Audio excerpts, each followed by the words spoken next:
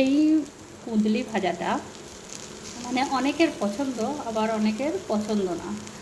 তো আমিও আগে অত পছন্দ করতাম না, তারপরে এখন একজনের কাছে এটা রেসিপিটা জেনেছি একটু।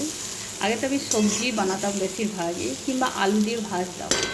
তারপরে একজন বলল যে এটাকে একটু লম্বা লম্বা করে কেটে, এরকম করে কেটে, পাতলা পাতলা করে কেটে, এটাকে রসুন পেঁয়াজ ছোটো ছোটো করে কেটে আর কাঁচা লঙ্কা দিয়ে এটা তেলে আর কি জিরে ফোড়ন দিতে হবে, শুকনো লঙ্কা ফোড়ন দিতে হবে। তারপরে এগুলো সব একসাথে ছেড়ে দিয়ে হালকা ধিমি আছে ঢাকা দিয়ে দিয়ে নাড়তে হবে। একটু নাড়া নাড়া হয়ে গেলে তারপরে হলুদ, লঙ্কা গুঁড়ো, তারপর নুন দিয়ে আবার ধীরে ধীরে ভাজতে হবে, তাহলেই এটা ভাজা হয়ে যাবে। আর এটা বেশিরভাগই খেতে ভালো লাগে কী বলে, রুটি দিয়ে। গরম গরম রুটির সাথে প্রচুর ভালো লাগে খেতে। আমিও বেশিরভাগই রুটি দিয়েই বানাই, আর না হলে এটাকে গরম ভাতে আজকে বেশি আমি গরম ভাতেই বানাবো।